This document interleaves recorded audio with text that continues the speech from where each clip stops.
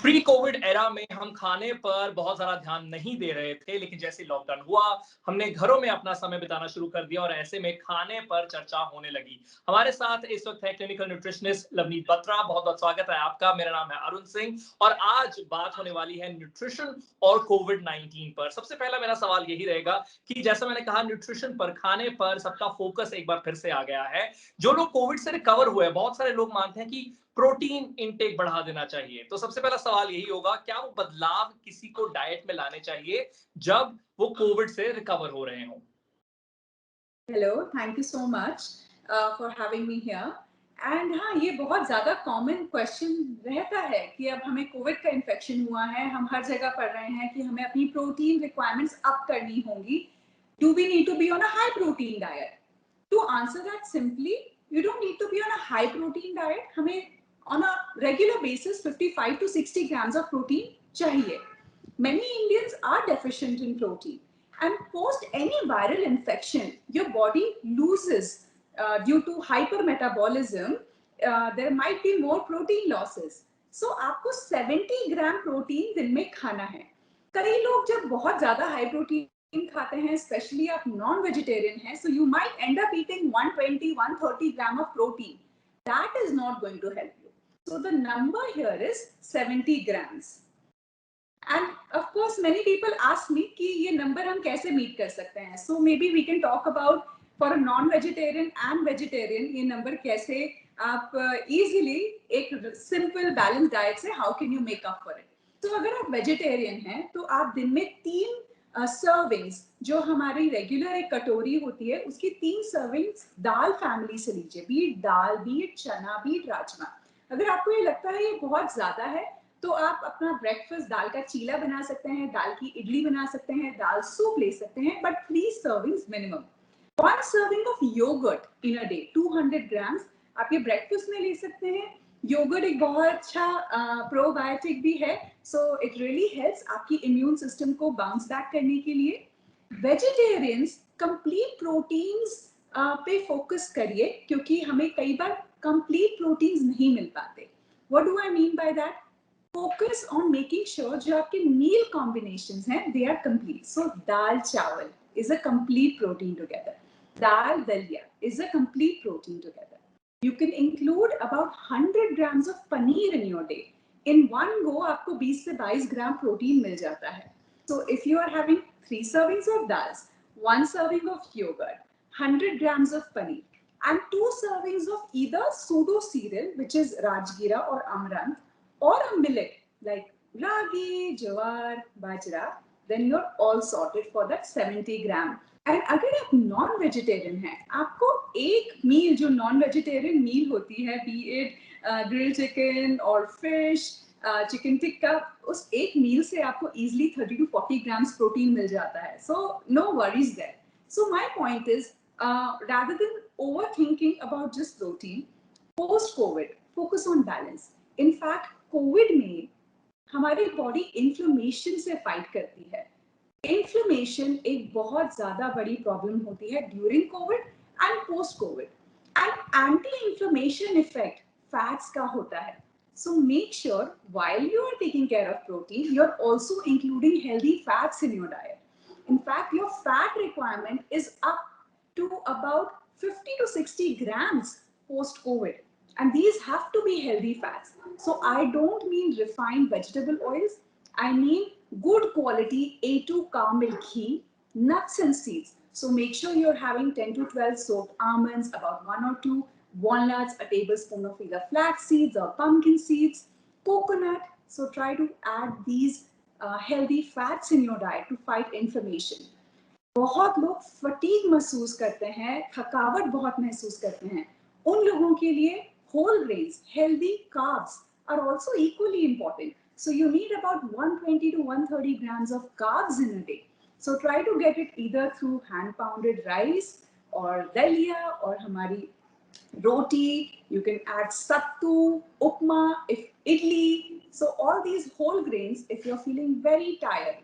So I feel our focus has to be on balance, not just on one macronutrient.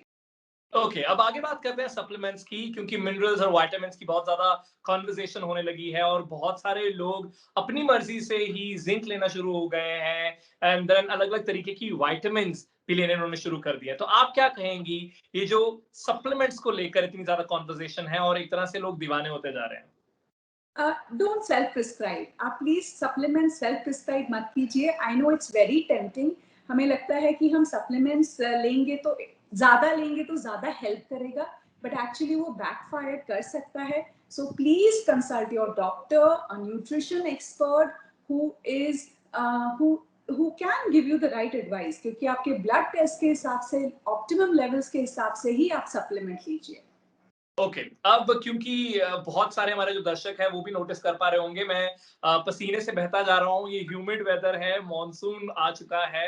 तो आप मुझे बताइए कि ऐसे सीजन में जब इतना ह्यूमिड वेदर है या बारिशें शुरू हो गई हैं, डाइट में क्या चेंजेस आने चाहिए, ऑल्सो कंसिडरिंग कोविड-19 बिकॉज पैंडेमिक अभी भी है? राइट। सो इन मॉनसून हमारा डाइजेस्टिव सिस्टम वैसे ही वीक रहता है। So easy to digest food लीजिए, be it khichdi, be it moong dal and chawal, be it egg and roti, egg and rice. So simple combination, easy to digest combinations. इस season में बहुत ज्यादा सैलेड्स जो हम वैसे भी नहीं खाते, प्लीज अवॉइड कीजिए, बिकॉज एक हमारा लिंक रहता है कि अगर हम we are trying to be healthy, we want to have more greens, but this is not the season to have raw greens. If you want to have your greens, cook it and have it, and focus on easy to digest food combinations. This is the time you want to give your digestive system rest. Monsoon में the best thing is जो इस time पे seasonal fruit होता है, be it jamun, be it plums, try to include this in your diet. Try to include anar, which is very rich in punicic acid, जो anti inflammatory भी होता है, और हमारे सिस्टम में वो जो इन्फ्लेमेशन की हम बात कर रहे थे, इट रिड्यूसेस इन्फ्लेमेशन।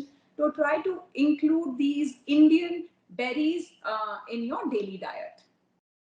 ओके, जब कोविड की बात होती है तो मूवमेंट कहीं ना कहीं हमारा रिस्ट्रिक्ट हो गया, स्पेशली लॉकडाउन के चलते। अब धीरे धीरे चीजें खुल रही है, लोग बाहर जा रहे हैं और ऐसे में लोग वर्कआउट भी अपना रिज्यूम कर रहे हैं। वर्कआउट से रिलेटेड मेरे दो सवाल है। सबसे पहला यही होगा कि कोविड से रिकवर होने के बाद कई लोगों का सवाल रहता है कि मुझे कब वर्कआउट रिज्यूम करना चाहिए, चाहे वो जिमिंग हो, योग हो। तो आपका क्या इस पर सजेशन रहेगा?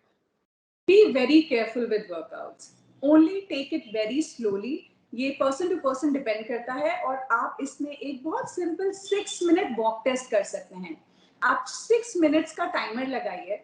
उस टाइम में अगर आप 500 मीटर्स विदाउट फीलिंग ब्रेथलेस या बिना किसी थकावट के आप 500 मीटर 6 मिनट में चल सकते हैं, then you are ready for slowly going on to your workout. But अगर आप उस 6 मिनट में 200 मीटर बिना ब्रेथलेसनेस के, बिना फटीग के नहीं चल पा रहे हैं, so you are not ready. Take your time, focus on breathing exercises, relaxation, better sleep quality, because you can still wait for getting back to your heavy workouts. अच्छा, दूसरा सवाल मेरा था वैक्सीनेशन से रिलेटेड। वैक्सीनेट होने के बाद कितना समय देना चाहिए वर्कआउट रिज्यूम करने के लिए? There is no such link. If you don't have the infection after vaccination, just give yourself 2-3 days, and once you're feeling up to it, you have not had COVID in the past, you can go back to your workouts. There's no problem. But workouts are very personal. So based on how fit you are, depending on your fitness journey, you will decide at what intensity you can work out.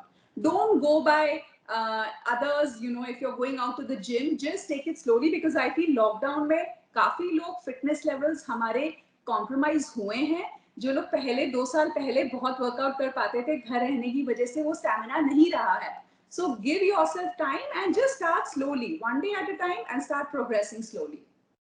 Okay, जब से conversation में aerosols आए हैं, again open spaces की भी बात शुरू हो गई है कि ज्यादा ओपन स्पेसेस इनकरेज किए जा रहे हैं, घरों में भी वेंटिलेशन को इनकरेज किया जा रहा है। ऐसे में अगर कोई ओपन स्पेस में वर्कआउट कर रहा है, एक डिबेट इस पर भी है, क्या मास्क पहनकर रनिंग या एक्सरसाइज करनी चाहिए या तब मास्क उतार देना चाहिए? तो आपका इस पर क्या सजेशन होगा? I think it depends on whether you're in a public place or not. So let's Workout say definitely. public park and there are people working out at a safe distance. Or what would be your take here? Should I remove my mask? Or should I keep it on and then keep working out?